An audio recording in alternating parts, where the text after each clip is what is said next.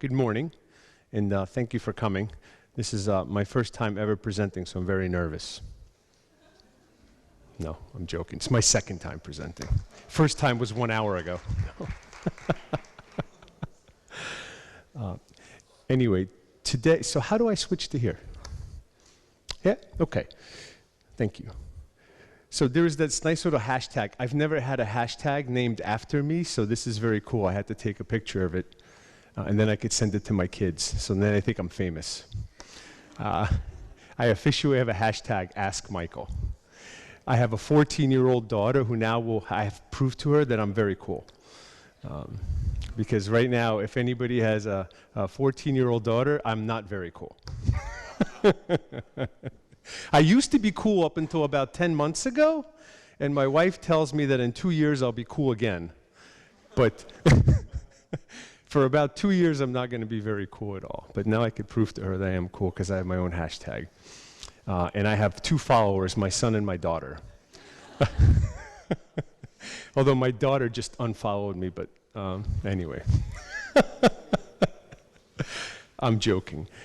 Anyway, so thank you for coming. We are going to talk about a topic today that's called Predictive Analytics. And hopefully, we could have a little fun. The way I like to present is I call it edutainment. It's education and entertainment. So it's okay to laugh. It doesn't have to be so serious. And hopefully we'll learn something, and then we have a little bit of time at the end if you want to ask some questions.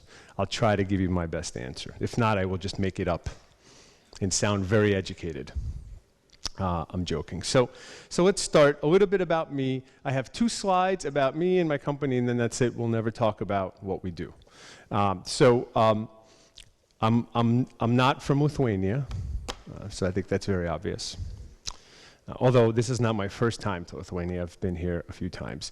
I live in the Boston area in the U.S., and it's about 4 flights to get here. So there's no easy way.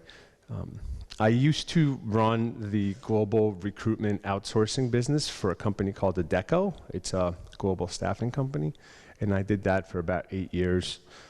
And then before that, I used to run an HR and Technology Association, like a nonprofit association. It's called the HR Services and Technology Association.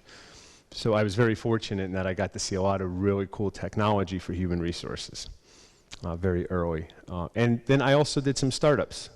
So if there are any people doing startups in here, I've been in your world before, in your shoes. We built some really cool recruitment technology, and then our company was actually bought by what is today Monster. Many years ago, it used to be called TMP Worldwide, but now it's Monster.com. So that was very interesting. And in general, I've been in human resources and recruitment and technology for about 18 years. I started when I was 2. So I just turned 20 last year. Anyway, so this is a little bit about me and a little bit about the company that I work with. It's a company called Joberate. We're working on predictive analytics, and our job is to help society understand the job-seeking behaviors of people, of the global workforce. So we're trying to help people understand the job-seeking behaviors of people, and we think it should be personal, so we do it one human being at a time.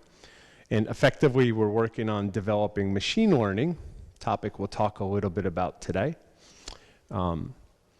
that basically monitors changes in people's job-seeking behavior, and then it looks for timing and causality and locations and all these kind of cool things. And it actually helps companies to get insights about people's digital footprint, and to help them with things like talent attraction, workforce planning, attrition planning, and etc.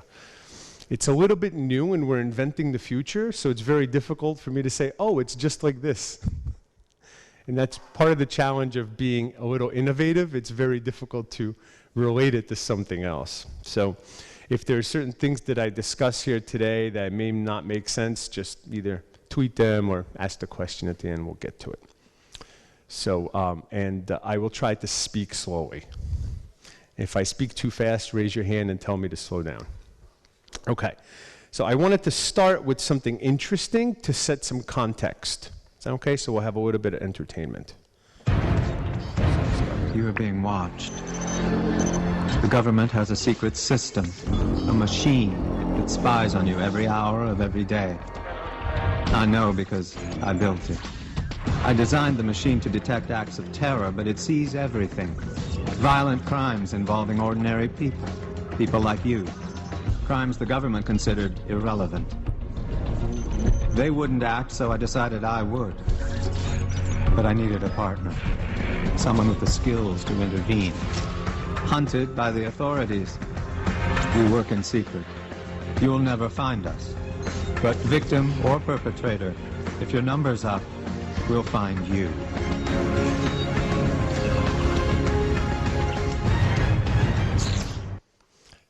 So that was just a quick snippet of a show that's on television. You could maybe go to Hulu or whatever to watch it. It's called Person of Interest. Anybody hear of it? Cool. Anybody watch it? It's a really cool show. It's like, there are many things I don't miss. Church and Person of Interest. It's a really cool show. I got addicted to it several years ago, which actually created some of my interest for the topic we're going to talk about today.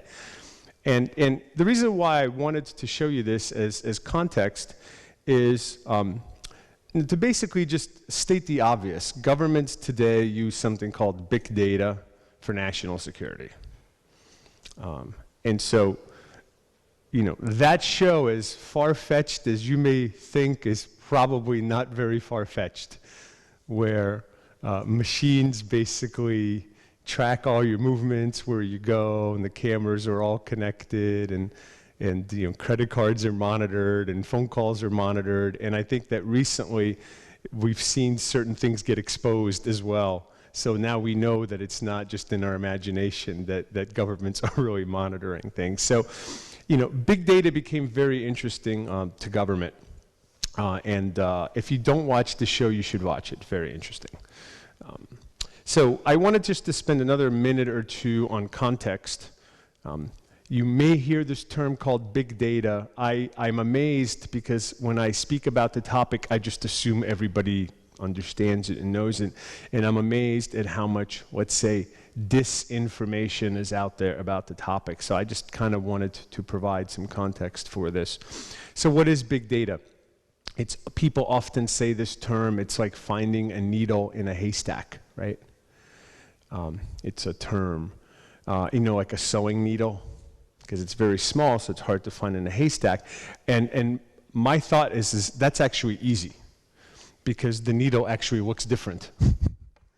What's much harder is to find the unique piece of hay in hundreds of millions of haystacks, because all those unique pieces of hay, you know, kind of look the same. And so, can anybody see the needle in that picture? If you look really hard, you can kind of see it. Like, oh yeah, there's the needle. See that? Where is it? Very good, thank you. It's hidden, but it's there. It's all the way to the left. Kind of little shadow there. See, my point is, even though it's hidden in the weeds, you can kind of see it. It looks a little different. So, but it's very difficult. If I said, hey, can you show me a yellow piece of grass? It's like, wait, it's all yellow. So it's difficult. So anyway, so that's kind of some context for big data. Also, big data differs from traditional data. Like, data is all around us, right? And primarily how big data differs from traditional data is static. It exists. You could go query it. Right? You could look up in a database, you have names, it gives you 5 names. You could look up in a database for records, it gives you records. That's static data. Big data is different in that it has characteristics. So one of the characteristics is called volume. There's just lots of it. You know, just for one example, you know, there's a big global retail chain called Walmart. You know, they're not in every country, but most countries, yeah. And so Walmart generates 2.5 petabytes of information every day. That's a lot of data, right? I know you guys are techie. I'm not going to tell you what a petabyte is. It's a lot of information about the consumers, about what you shop, when you shop, et cetera. It's amazing. When I first started in IT, we used to work on JP Morgan's database. And at that time, it was like 30 terabytes. And it was an unimaginable amount of data. It's like 30 terabytes. That's like all the data of the world. You know, and today it's like, wow, I have like, I don't know, I have a 28 terabyte server in my basement for all my movies. And that's kind of normal. So data, you know, it's amazing what has happened. So it has volume, it has velocity, it happens in real time, and it has variety. Variety is really important. So in context of, you know, jobs and human resources, you know, when you apply for a job, all the data you create when you enter your information in a system and et cetera, you create up to 2,500 data points that could all be correlated. It's amazing, just from one candidate record. Can you imagine if you have hundreds of thousands of candidates? So this is a little just context. And some of these things are important to understand as context as we talk about how we use predictive analytics in talent. Because big data and predictive analytics are not new. The application of this in context of talent and recruitment and managing people, that's new. So that's important. So in general, predictive analytics could really increase the value of human resources or any function. And this is a little value pyramid that shows the evolution from what I would call traditional reporting all the way through predictive analytics.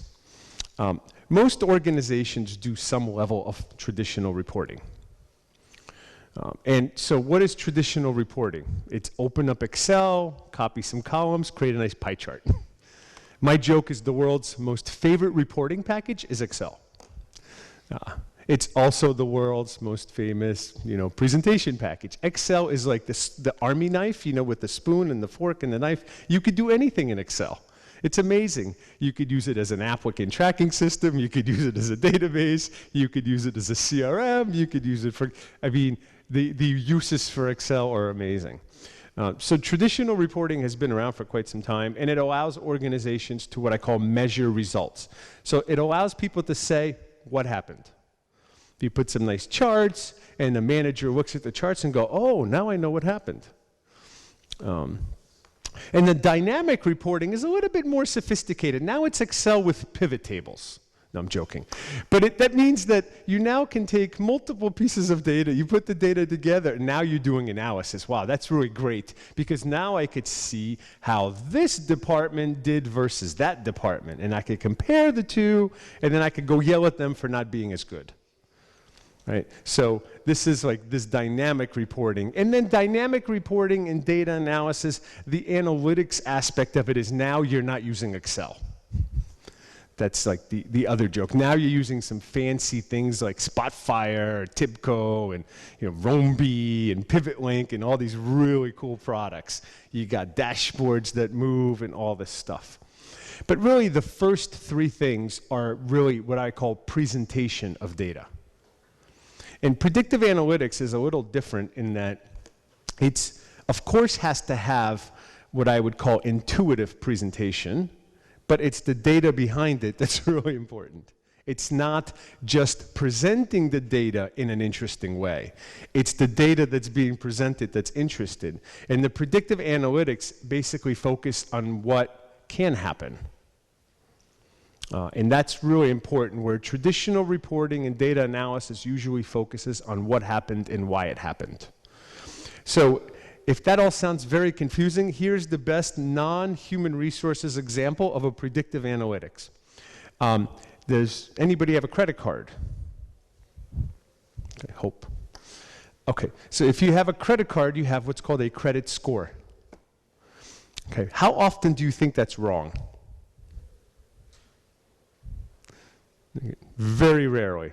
If it was, banks would go out of business. Matter of fact, it's wrong so rarely, it's almost impossible for it to be wrong.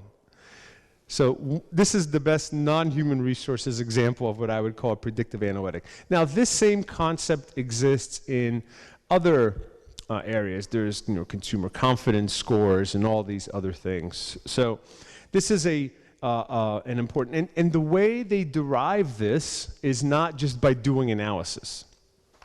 The way they derive this is by crunching tons and tons of data and then putting that data into a machine, and then the machine learns various activities and patterns, and then ultimately the machine decides what your credit score is. Because and I don't know if this has happened, I travel a lot and I use credit cards a lot. So about twice a year, someone steals my credit card. It's terrible, and Amex always has to FedEx me a new one, so my credit card always looks new. So every 4 or 5 months, I get a call. And in 17 years, they've been wrong once. Just once. And it was recently, actually. And they've never been wrong. And no human being can possibly instantaneously detect a fraudulent transaction. It's fundamentally impossible. You can only accomplish that when machines learn how to make these decisions. And they predict your behavior. And they know that could not be a good transaction. So this is just the best non-human resources example. So now let's move into more talent and HR for predictive analytics and big data. So big data in context of human resources is in the news frequently. If you go to Google and you just Google predictive analytics, big data, human resources, or big data talent or recruitment, you're going to get like tens of thousands of hits. And you'll get articles from Forbes and Business Week and Times, and then you'll get them all over the world in the different languages, etc. So it's in the news, and there's a lot of interest in it. And there's also a lot of interest in predictive analytics because they believe that predictive analytics can take a lot of guesswork out of the hiring and engagement process. Because wouldn't it be really good to know that this person is perfect for the job? Of course, when we hire the person, we always say they're perfect for the job. When we fire the person, we say they're not so perfect for the job. And I have been in human resources for a number of years, and I always found it interesting that people get hired based on their CV. Yeah? Did anybody ever get fired because of a CV? So we all laugh, right? People usually get hired because of a CV, and they usually get fired because I don't like you. Kind of strange. I'm just being simple. They don't say I don't like you. They say, oh, they make up excuses. But usually people get hired based on credentials, which are static, and they get fired based on real-time information, big data. So it's kind of interesting. So anyhow, if you start to put predictive analytics and big data in context of HR, the possibilities become limitless of how you could use that to help an organization. And this is just some areas in which predictive analytics are being used today in human resources and areas that they will be used in the future. And this is a commercial for some companies that are doing it. I know none of them are here, so I can talk bad about them. I'm joking. But this is just a kind of a little commercial. And there are a lot of companies that are startups in the HR tech space that are now getting into this area because of all the attention. And I'll talk to you a little bit about where the flow of money is going for HR tech and venture capital and startups. And it's very amazing. Okay? But the areas in which that predictive analytics can help HR and talent today are in areas like assessment, to understand the mindset, the skill set, the cultural fit. It could actually help with job descriptions. And I love this because we've all applied for jobs, right? Most of us at least applied for a job, I hope. And job descriptions are very funny because it seems like a computer wrote them. There's no what I call emotion behind it. It's just data. And it's amazing because often job descriptions are written like sales pitches. And because we want to attract you, so I'm going to give you a sales pitch. So here's what I'm going to tell you. Oh, this is a great place to work. You know, we have family values, we work 9 to 5, you get free coffee, great chairs, we do company outings, you know, we pay well, you don't really have to ask for vacation, you just take your days off. You know, if you want to bring your dog on Thursday, cool with us. You know, then when you start, you get your jacket at 5:01, everybody's like, where are you going? Home. It's like 5 o'clock. And then by week 1, you're like, this is not what they told me. And by week 3 and week 5. And so what happens is we do this really great job selling you because we're afraid if we tell you the truth, you'd never come to work for us. Because why would you want to work 12-hour days for shit pay in a shit environment? You wouldn't. So we're going to tell you all these great things. And I don't, you know, we laugh because I think we've experienced this sometimes, and it's really funny how this works. So using predictive analytics, we could actually begin to take our current environment and target people specifically like that because some people want to work 12 hours a day. It's true. Some people want to be competitive. Some people don't have a life. So and you want to attract those people. And as crazy as that sounds, the alignment of behavior and fit and culture to an environment can make a really special place to work. And you guys know this. If you look at some, you know, technology companies that went from being very small to being billion-dollar companies, they have a very unique culture, and they're not afraid to tell about it. Right? So something to be learned there. Okay. And you could talk about potential behavior, team development. If you're starting to grow and you said, okay, you know, our company started with 50 people, now we're at 500, we're no longer this small family. We need to start developing teams and structures. We need to make sure that we're putting people in the right teams that could be functional, et cetera. So these are areas in which predictive analytics can help, as well as on the recruitment side, for sure. I now know officially that big data and predictive analytics are here to stay because now people are making jokes about it. So whenever comedians start talking about a topic, it's here to stay. They're the last sort of line of defense that. And this is an interesting cartoon. They published this in sort of like English speaking, in English written papers. This is Dilbert. Anybody know Dilbert? Oh, cool. Some people know Dilbert. I was afraid to show this. I was like, no one's going to know Dilbert. But anyway, you look at this up. It's really funny. You should subscribe. They come out with one cartoon every day. You can get it in an email. And it's all about work. 100% of Dilbert is 100% work. And you will laugh every morning because it's so true. Everything they say is true. And only comedians can speak the truth. And this is really funny. I read this about big data, and basically this little cat-dog character is like always honest with Dilbert, and Dilbert never knows what to do. And he says, you know, our big data says that everybody that's good leaves our company. You know? And he said, you know, well, I'm still here. He says, well, that must mean that you stink. Because everybody good already left. And he's like, well, that's not fair. He goes, that's what they all say. So it's kind of funny. So he has this argument with the dog. So I know that it's important. I'm only kidding. But I know that when something gets made fun of by comedians, the topic is going to be around here for a long time, yeah? So big data in context of human resources has become a disruptor.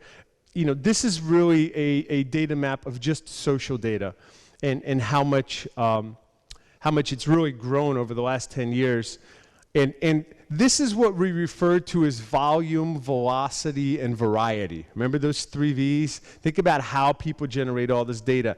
And the challenges for current, you know, technology organizations within companies to provide information back to human resources and recruitment is that most of the things that they provide them allow them to make what we call educated guesses.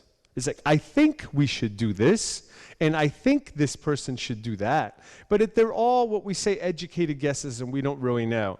And so where the investment flow is within companies today is to help HR become smart. It's kind of the smart HR concept, and to help them move into this future state of I know. So this is the simplest way of what's basically happening in big companies, is they want to move from I think to I know. And there's this big problem in the middle. It's called big data.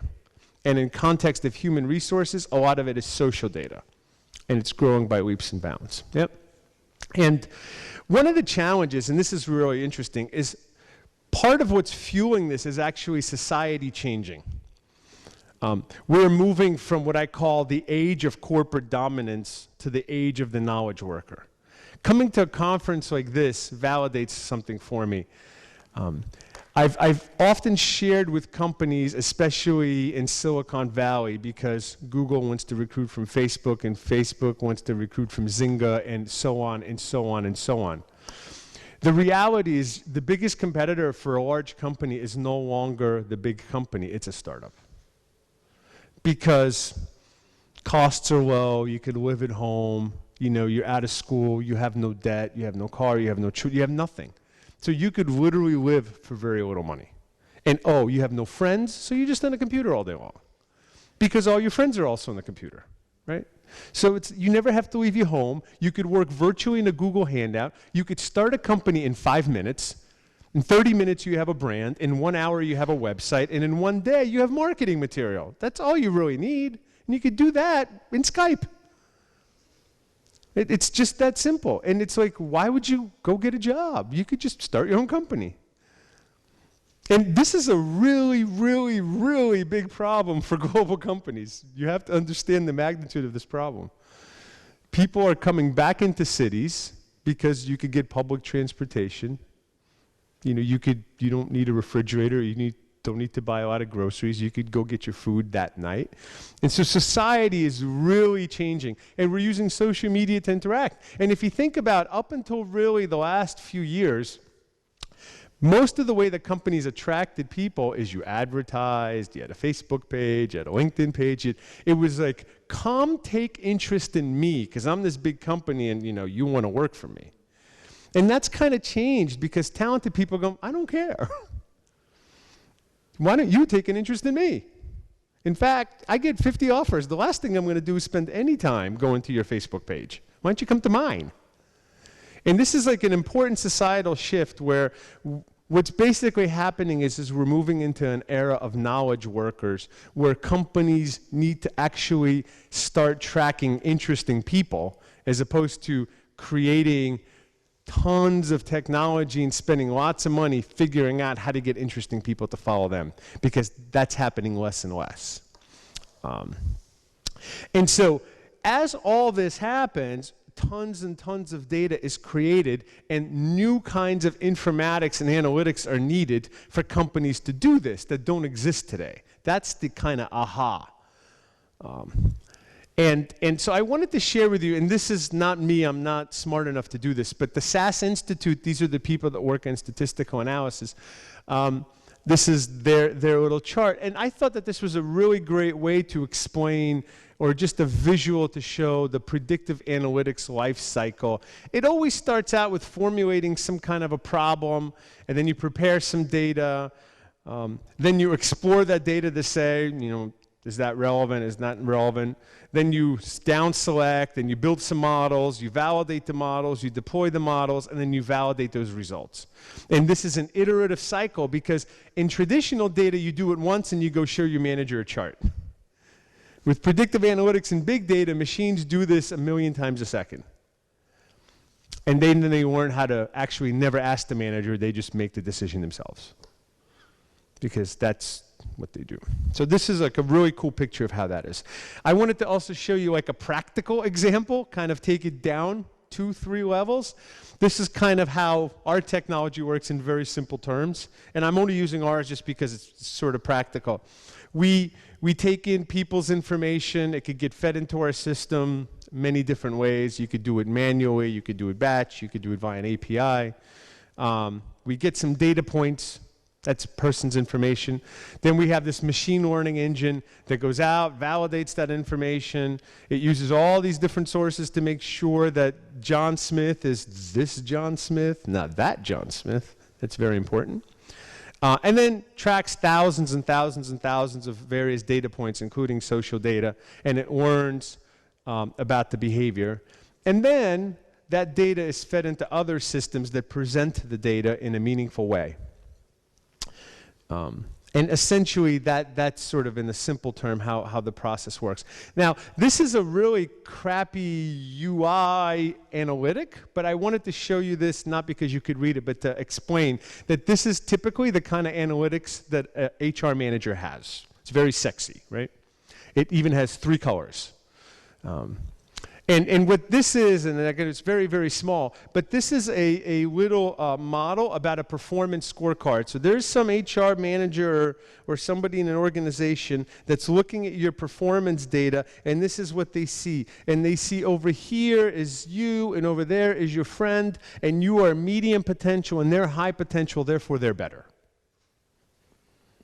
Right? So we automatically assume that, oh, because relationally speaking, you are here and they are there, therefore they must be better. And the reason why I say this is an example of an analytic, because there's nothing predictive about it. Because all you're doing is comparing this to that. That's just data analysis. Okay?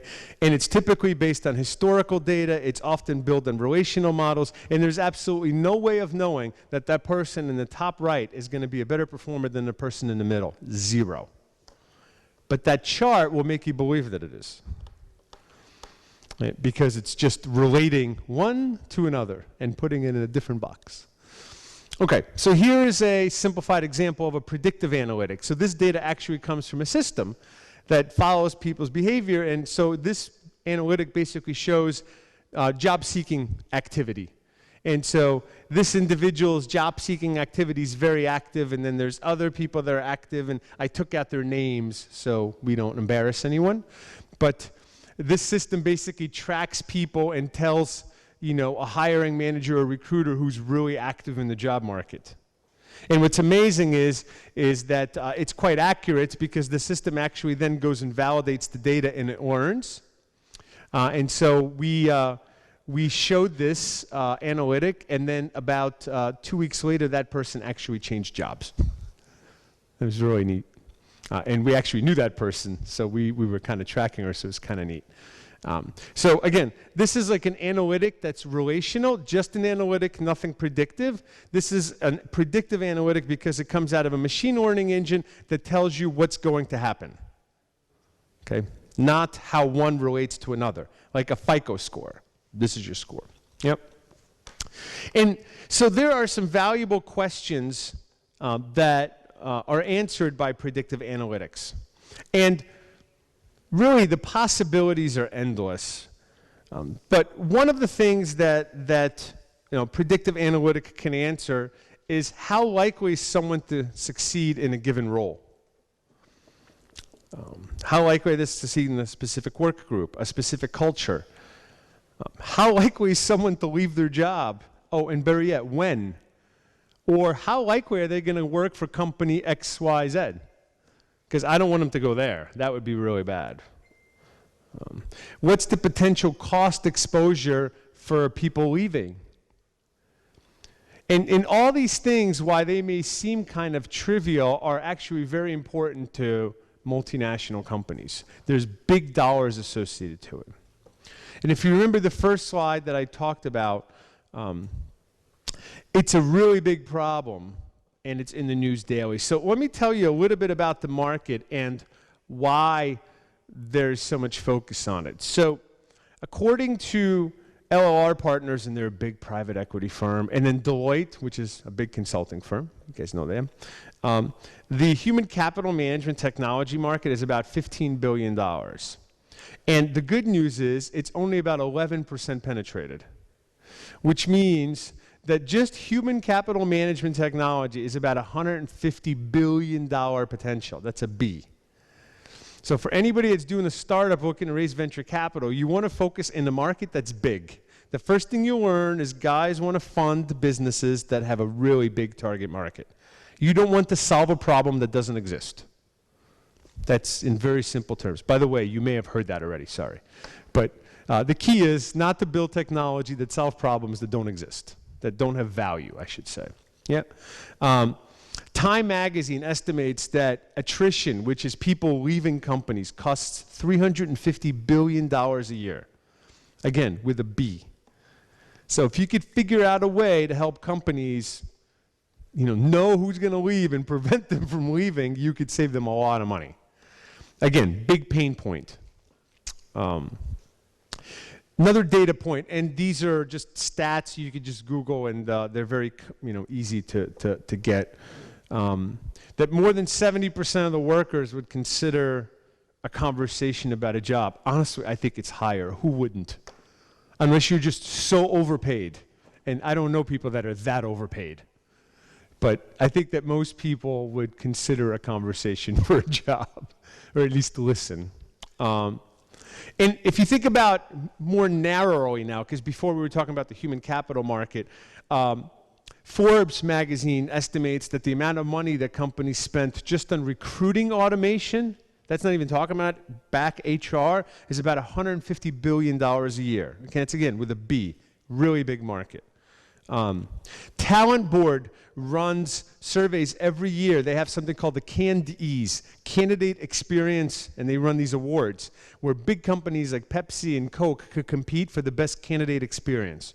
And because these big companies volunteer internal data, some really good information comes out of it. So according to the Talent Board, the number of applicants per position in 2012 was 85. Okay, and actually Talent Board is based out of the UK, so this is not a US thing. They basically do this throughout Europe. Yeah. And in 2013, it jumped to 205. Okay, do you think it's likely to go down to 50 next year? Doubt it. I think it's only going to get higher. The reason being is it's so much easier to apply for a job. The easier it becomes to apply for a job, the more people will apply for a job. And the more people that apply for a job, the harder it will be for companies to find good people. You get into the big data problem of the haystack. The haystack keeps getting bigger and bigger and bigger and bigger. And good people are frustrated because they go, well, why didn't they call me? I don't know, there's 3,000 people to go through.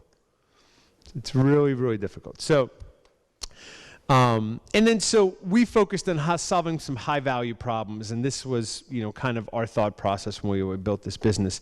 So look at this, to give you an idea, I like to follow venture capital because it's, where they're going, it's probably the direction that we should think about building technology, right? For a million different reasons. So HCM is human capital management. So human capital management startups took $600 million in venture funding just last year. By the way, that's just HCM. We're not even talking about all of HR. That's a lot of money. Now, that is what they call a hockey stick. Anybody hear that term? Hockey stick? Yeah. Okay. So you learned something in business school. If somebody comes to you with a business plan with a hockey stick, run, right? And if you see a hockey stick in your rearview mirror, run to it. This is a hockey stick of what already happened. This is not a hockey stick in a business plan, which basically tells you that the business is growing. And if you just looked at the portfolio of venture capital-based HCM technology companies, and you compared those companies that were backed by VCs versus the NASDAQ, year over year, those companies outperformed the NASDAQ, which is an interesting data point because it tells you that the companies that are actually grabbing venture capital that are startups in the human capital management space continue to outperform the industry. And they have for quite some time. So this is not a hockey stick going this way where you'll never do it. This is a hockey stick that already happened. And if you think that that's interesting, the market's really hot. And the irony, it's only starting. We've only started in this problem. I'm not telling you about something already happened and you go, oh, I missed it. The good news is it's only starting. There have been several big names and several big deals that were done. Oracle bought Taleo. IBM acquired Connexa. SAP bought SuccessFactors. We hear these deals. They're billion-dollar deals. Here are the deals we don't hear about, unless you're very interested in this space. SAP just acquired Fieldglass. Workday acquired Identified. LinkedIn acquired Bright. Bright had zero revenue. They were bought for $120 million. Zero revenue. Reason being is they actually solved the problem, and they focused on predictive search and match. They're able to take a LinkedIn job posting and match the perfect candidate to it. Really cool. And so those 8 deals, that's not last year. That's like the last 6 weeks. So in the last 6 weeks, those were successful exits. So if you're on the HR and the recruitment side, I would say you should be really encouraged because there's some really cool technology coming down the road that can help you do your job better. The other good news, if you're in the profession, is that a lot of those tools are already mature and you could start using them. So they're not futuristic. Granted, they're not as mature as a web browser because that's been developed for many years, but they're mature enough to where they could add significant enterprise value. If you're on the technology side, and especially in human capital management or HR and recruitment or workforce management, this should really encourage you that you're in the right space. And if you really think about where the flow of money is going, a lot of that money is not actually going towards what I would call tactical things. The world does not need another CRM. The world does not need another ATS. The world does not need another video interviewing application. The world does not need another mobile recruiting application. If you're spending time and money on that, do yourself a favor, just stop. Because it's the ball is moving so fast. By the time it's built, it's already irrelevant. Those companies already got funded, already exited, and that they've already been capitalized $50 to $100 million, and their products are already going to mature. The really interesting stuff that's being developed is really around semantic search and predictive, and that's why I wanted to show you those charts to say on the practitioner side, be encouraged. There's a lot of really cool tools coming. On the HR tech side, if you're thinking about what you want to do, you should really look into predictive analytics for HR. That's encouraging. So I'm done. 5 minutes. Oh, that was 5 minutes ago, no? I'm 5 minutes over. So if you have questions, I try to answer them. Do you provide yourself those tools that do predictive analytics in HR? Yes. Okay.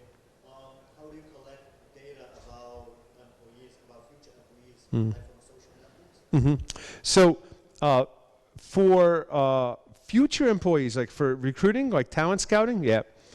So the way that we do it, I could tell you how we do it. I don't know if it's right. The way we do it is the recruiters decide who they want to follow, and we provide them a way of following those people. So we don't just arbitrarily go and take people's names, that's a violation of privacy and all that, yeah, for sure. We basically take data from CRMs, existing systems. We have this really cool thing, you could bookmark a person, kind of this concept. Yeah, and then we follow that person, we give them information. Okay, thank you. One more question. Out of curiosity, how many developers do you have? We have 4 developers, and they're all in Lithuania. Nice. This is why I'm here. None of them are in the US. How cool is that?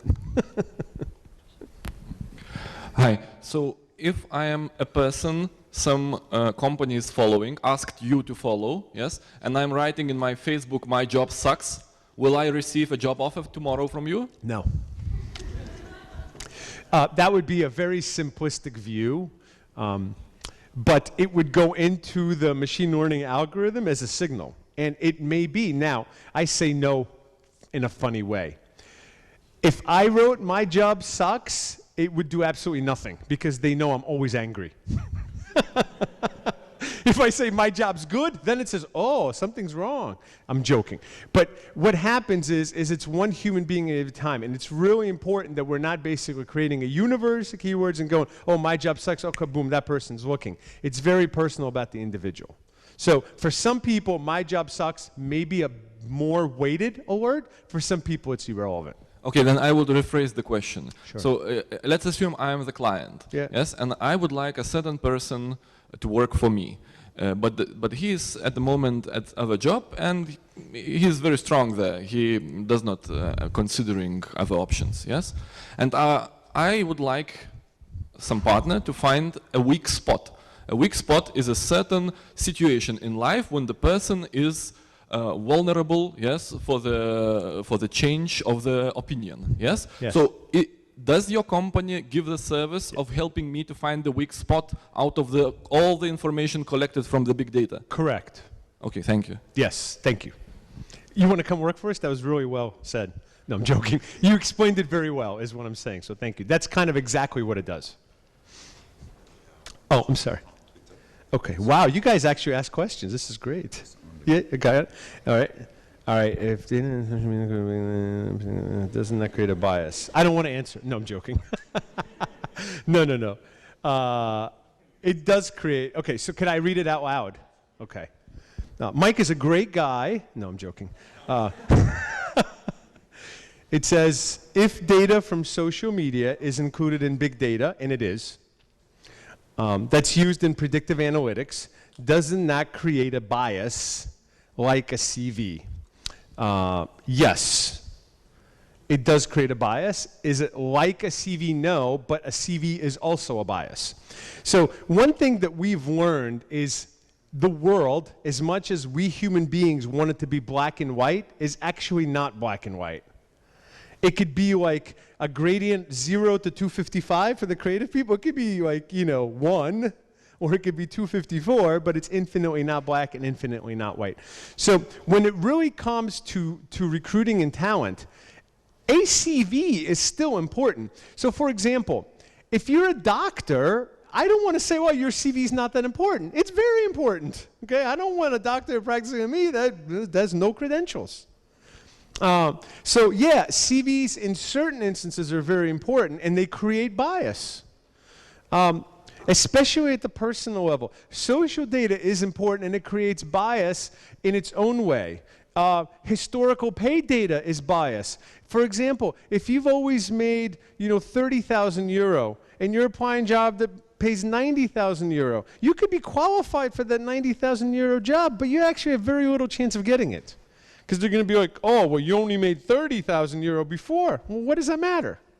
But it creates a bias. And you're absolutely right, it does create a bias. I will say what's interesting is more data allows for better decisions. So while it creates a bias, I believe it actually creates a positive bias because it provides more information for the decision-making process. And the more information you have beyond just the static CV where for 30 euros somebody could write you a really good CV, maybe even 20 euro, right? That provides more information to the person reviewing it. So, good? Okay, thank you. I appreciate it. Have a great day. Thank you for coming.